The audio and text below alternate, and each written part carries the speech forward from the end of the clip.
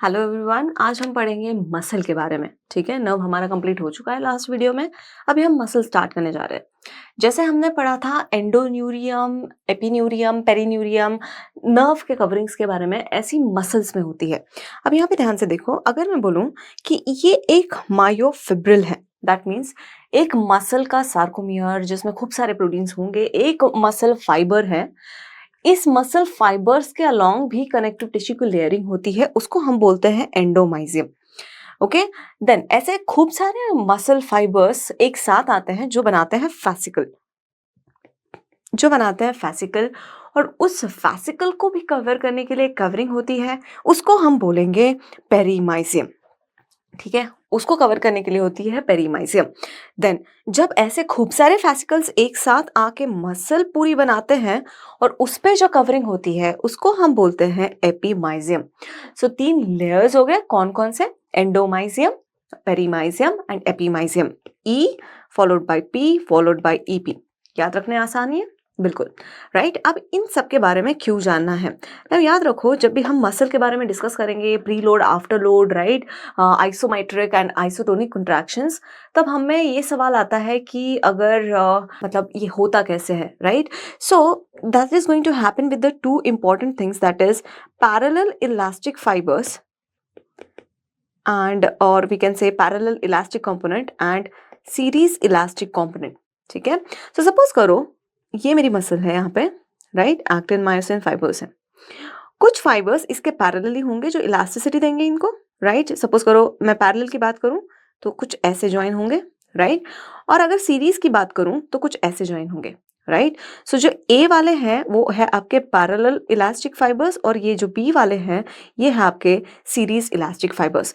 Now अभी हमें क्या समझ में आ रहा है कि जो कवरिंग जा रही है वो मसल के पैरेलली जा रही है। क्यों? क्योंकि वो मसल को कवर करते हुए जा रही है। So they are going to act as a parallel elastic components. ठीक है, सो हमारा जो भी था दैट इज एंडोमाइजियम, पेरीमाइजियम और एपीमाइजियम। ये जो तीनों माइजियम्स थे ये क्या है? ये है आपके पैरेलल इलास्टिक कंपोनेंट। अब जब बात करते हैं सीरीज इलास्टिक कंपोनेंट की, तो मसल के सीरीज में बोन तक जाने के लिए कौन आ रहा है? Tendon. So definitely tendon is going to act as the series elastic component. तो ये मसल के सीरीज में अटैच है and that's why we are going to call it as series elastic component बोलते हैं इसको। ठीक है, सो आगे बढ़ते हैं। ये हो गया introductory part. There are going to be sarcolemmals proteins which are going to be present. अब ये सार्कोलेमा क्या चीज है? देखो, स्केलेटल मसल को एक फैंसी नेम दिया गया हुआ है सार्को। ठीक है, सो जब भी हम बात करते हैं किसकी, स्केलेटल मसल के रिगार्डिंग सभी चीजों की, जैसे हमने बोला कि जो cytoplasm of the skeletal muscle है उसको हम सार्कोप्लाज्म बोलेंगे। जो सेल मेम्ब्रेन है स्केलेटल मसल की उसको हम सार्कोलेमा बोलेंगे। लेमा मींस कवरिंग या मेम्ब्रेन, सार्को मींस स्केलेटल। जैसे हम endoplasmic reticulum of the skeletal muscle की बात करेंगे तो हम बोलेंगे सार्को प्लाज्मिक रेटिकुलम। ठीक है, सो सार्कोलेमल प्रोटीन्स में 2 टाइप ऑफ प्रोटीन हम पढ़ेंगे, पहले जैसे इंटीग्रल प्रोटीन या ट्रांसमेम्ब्रेन प्रोटीन, एंड देन हम पढ़ेंगे दूसरा वाला protein that is peripheral protein. ये क्या डिफरेंस है हमने ये पहले बात कर चुके हैं जनरल फिजियोलॉजी में। ठीक है, नाउ यहाँ पे एक चीज पे ध्यान दो, यहाँ पे I want you to focus on G and यहाँ पे पेरिफेरल में पी, राइट। क्यों बोला ऐसे? बिकॉज याद रखने में आसानी होगी प्रोटीन्स को। So integral proteins 2 type of proteins होते हैं, they are glycans. G for integral, gral में जी आ रहा है, so glycans are going to be integral proteins. So कौन कौन से ग्लाइकन्स? स्केलेटल मसल की बात करें तो सार्कोग्लाइकन तो आना ही चाहिए, right, and there is going to be dystroglycan. Sarcoglycan and dystroglycan, ये जो 2 प्रोटीन्स है ये है इंटीग्रल प्रोटीन्स। पेरिफेरल प्रोटीन कौन कौन से हैं? 2 पेरिफेरल प्रोटीन्स होते हैं, सिंट्रोफिन, राइट, और आपका होता है डिस्ट्रोफिन। सो एक बार ये क्वेश्चन पूछा गया हुआ था कि dystrophin is which type of sarcolemmal protein. So remember this is going to be the peripheral protein. Direct question नहीं पूछा गया होता, there were different statements or which of the following is false statement, ऐसे करके पहचानने के लिए दिया हुआ था। And dystrophin is not the integral protein, it is the peripheral protein. ठीक है, so that you have to remember. अब ये डिस्ट्रोफिन के बारे में जानना क्यों जरूरी है, आगे बढ़ते हैं इसके बारे में। तो डिस्ट्रोफिन पहली चीज हमने पढ़ लिया था, ये कौन सा प्रोटीन है? पेरिफेरल प्रोटीन है। जी नहीं आ रहा तो इंटीग्रल प्रोटीन तो डेफिनेटली नहीं है। नाउ अंडरस्टैंड क्यों हम पढ़ रहे हैं डिस्ट्रोफिन के बारे में, क्योंकि इनके डिजीजेस होते हैं। अगर ये हो गया म्यूटेटेड, अब इसमें दो टाइप की म्यूटेशन हो सकती है, राइट? या तो ये पार्शियली प्रेजेंट रहेगा या इसमें कोई म्यूटेशन होगी। डिस्ट्रोफिन है तो सही मसल में, पर या तो वो म्यूटेटेड है या पार्शियली प्रेजेंट है, कंप्लीट प्रेजेंस नहीं है उसका, ठीक है?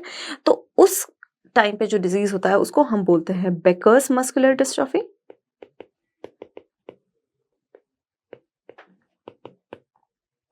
अगर मैंने बोला कि ये कंप्लीटली ही एब्सेंट है, ना वो म्यूटेटेड है ना पार्शियली प्रेजेंट है, ये कंप्लीटली एब्सेंट है, then definitely we are going to talk in terms of Duchenne muscular dystrophy. Duchenne muscular dystrophy. Okay, so हम दो की बात करते हैं, Becker's muscular dystrophy and Duchenne muscular dystrophy. अगर मैं पूछूं कि इसका काम क्या है, तो डिस्ट्रॉफिन का काम होता है मैकेनिकल सपोर्ट। ये हमारे मसल्स को देता है मैकेनिकल सपोर्ट, राइट? अगर ये म्यूटेटेड है या पार्शियली प्रेजेंट है, डेफिनेटली ये सपोर्ट थोड़ा सा हिल जाएगा। बट ये कंप्लीटली एब्सेंट है तो कोई सपोर्ट ही नहीं बचा, right? So this is going to be more severe. ये वाला पार्ट जो होगा, ये वाला टाइप जो होगा, that is going to be more severe because there is no support available whatsoever to our skeleton, right? So ये सपोर्ट किस लिए जरूरी है? To maintain the integrity of the muscle. Okay, तो हम जैसे बैठे हुए हैं और बैठने से हमें अब अगर खड़ा होना है तो हमें उसका मसल का सपोर्ट चाहिए, राइट? सो उस सपोर्ट के लिए हमें चाहिए होता है डिस्ट्रोफिन। ओके, नाउ बात करते हैं इसके साइन की। अगर पेशेंट आया हमारे पास डुशेन मस्कुलर डिस्ट्रॉफी का, then we are going to see a definite sign.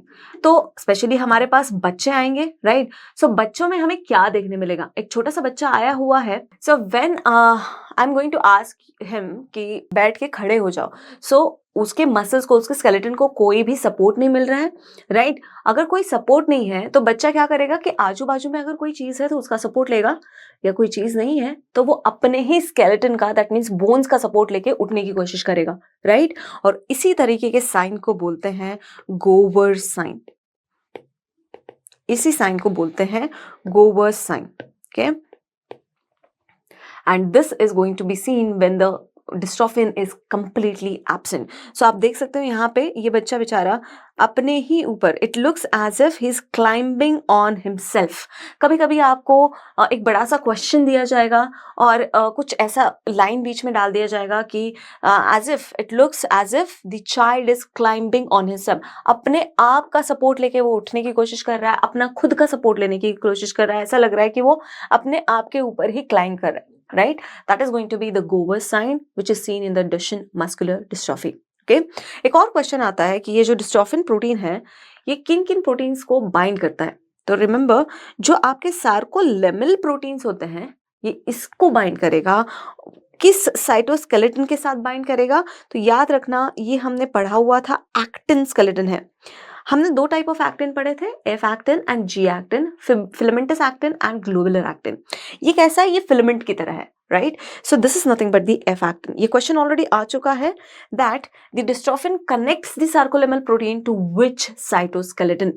तो अगर ऐसा क्वेश्चन आता है तो आपको आंसर देना है that it is going to connect to the F actin, filamentous actin. ठीक है, सो हमारे ये सारे क्वेश्चन कवर हो जाएंगे डिस्ट्रोफिन के रिगार्डिंग, राइट?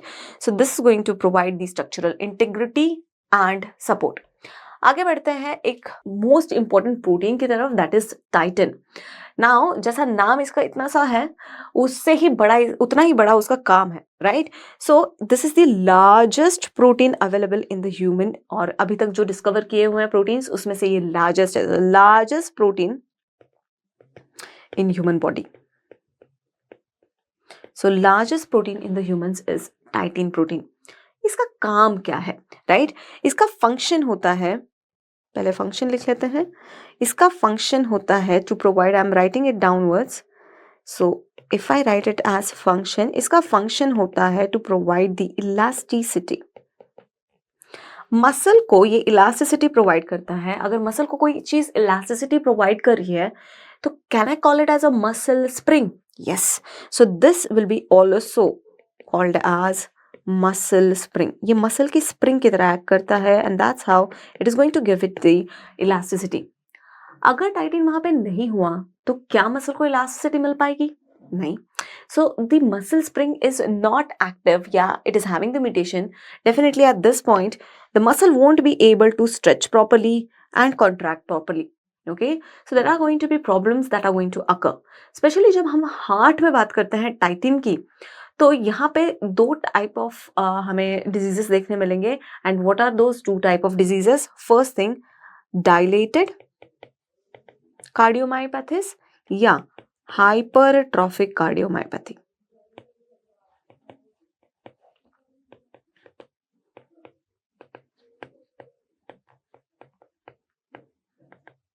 सो अगर हार्ट में टाइटिन म्यूटेटेड है या एब्सेंट है, हमें देखने मिलेगा डायलेटेड या हाइपरट्रॉफिक कार्डियोमायोपैथी। अगर स्केलेटल मसल में एब्सेंट है और उसकी इलास्टिसिटी वो हैम्पर कर रहा है, so definitely that is going to be something known as limb girdle muscular dystrophy. Limb girdle muscular dystrophy. Okay, so ये दो डिजीज अगर आपको दिखाई दिए और प्रोटीन पूछा गया हुआ है, so that is nothing but the title protein. अब ये टाइटिन एक्चुअली सार्कोमेयर का जब हम स्ट्रक्चर देखेंगे तो याद रखना उसमें हम देखेंगे कि there are some lines, there are some zones. Okay, so ये जो टाइटिन प्रोटीन होता है ये कनेक्ट करता है एम लाइन को, M is the middle line, to the Z line.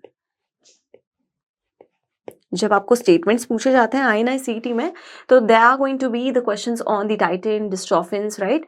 और उसमें ये स्टेटमेंट की तरह दिया जाता है कि it connects to M line to the myosin, M line to sarcolemmal protein, M line to Z line, right. So you have to identify कि ये करेक्ट ऑप्शन है या नहीं।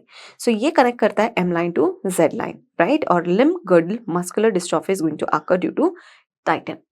नेक्स्ट प्रोटीन की तरफ जाते हैं, बीटा MHC प्रोटीन। ये प्रेजेंट होता है specially striated muscle, that is heart में, not in the skeletal muscle per se. Okay, and ये बीटा MHC है क्या? This is not a major histocompatibility complex, वो MHC डिफरेंट है, दैट इज एंटीजन। हम प्रोटीन की बात कर रहे हैं, राइट। जब हार्ट के प्रोटीन की हम बात करते हैं बीटा MHC, हार्ट में स्ट्राइटेड मसल है तो डेफिनेटली एक्टिन होगा एंड मायोसिन होगा, right. There is going to be actin and myosin. अब ये ना मायोसिन के बहुत सारे टाइप होते हैं, मायोसिन टाइप 1, 2, 3, 4, 5, 6, राइट। हम मायोसिन टाइप 2 की बात करेंगे यहाँ पे। मायोसिन टाइप 2 में 2 type of proteins are going to be there, that is alpha and beta. जो अल्फा होता है वो स्पेशली हमें एट्रियम में मिलता है और जो बीटा होता है वो स्पेशली हमें वेंट्रिकल्स में मिलता है। अब इन प्रोटीन्स में कुछ लाइट चेन्स होती है और कुछ हैवी चेन्स होती है, ठीक है। और मायोसिन जो थिक फाइबर है तो उसकी हैवी चेन तो बनती ही है, राइट। सो जो ये मायोसिन MHC है, this is nothing but the beta type of myosin heavy chains. Myosin में जो हैवी चेन्स होती है that is nothing but the MHC, beta type of MHC। अगर ये एब्सेंट है तो what is going to happen over here?